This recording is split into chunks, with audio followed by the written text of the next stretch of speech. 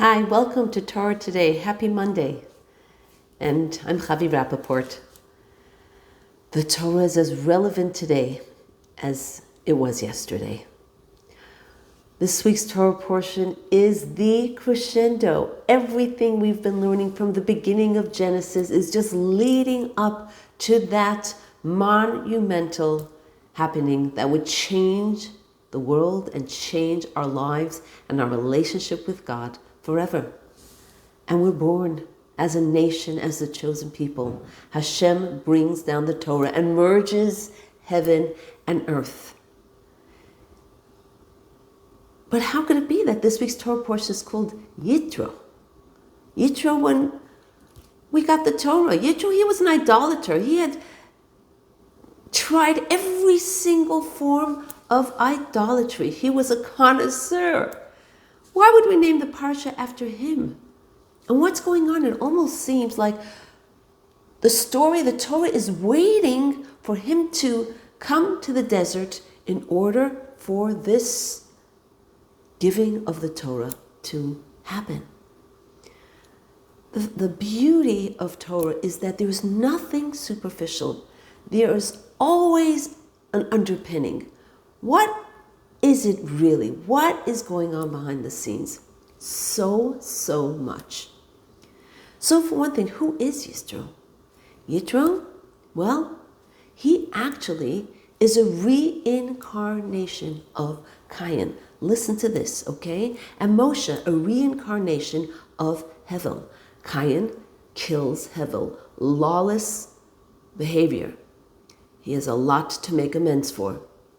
And so many years later, you remember when we said Moshe killed a Mitzri who was beating a Jew? Well, that Mitzri was a reincarnation of Cain.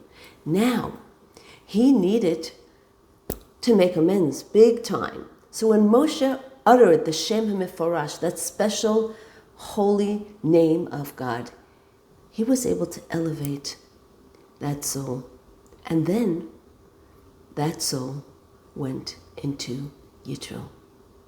And because Cain behaved in such a lawless way, Yitro made amends, rectified that situation by offering judicial advice, good advice to help Moshe be able to stand and judge and listen and litigate all the different cases that came to him daily from the entire Jewish nation. And there we go, we come around full circle. That's one idea. And then why an entire segment, a whole parsha named after this man? And that's because the Torah was waiting for not only the merging of heaven and earth, but the entire world, everything, every creation needed to be ready to acknowledge that there was only one existence, only one God who had created the world and who was running the world and everything in it, and even nature. And that's why we had the 10 plagues. Hashem wanted to reinforce over and over, I am the one who runs nature. There is no sun god and moon god and rain god. It's I who am manipulating everything. I create, I rearrange, I stop nature, I cause things to happen, I split the sea.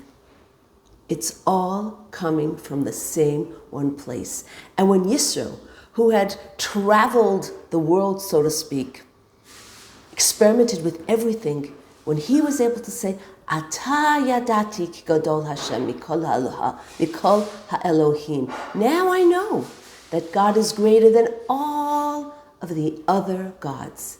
And then heaven descended upon the mountain and met with earth. And then that universal change happened forever. The physical world absorbed, was able to relate and become elevated into the spiritual world. And that's the entire purpose of creation.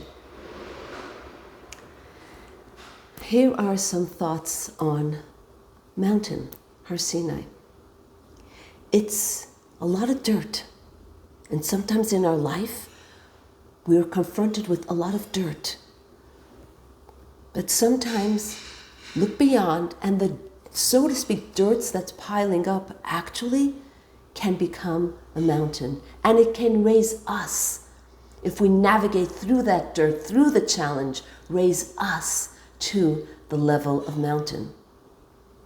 And Har Sinai, what is it that made it so great?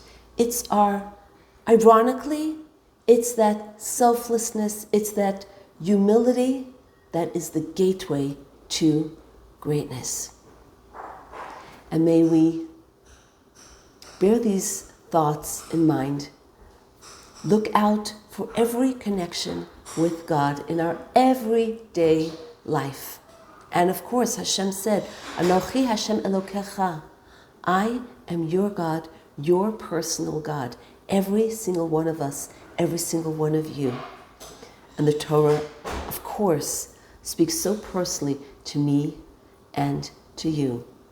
And may we not only remember the exodus of Egypt and continuously go out of our personal Egypts, but may we all together leave this final exile and march towards Yerushalayim. Have a beautiful day.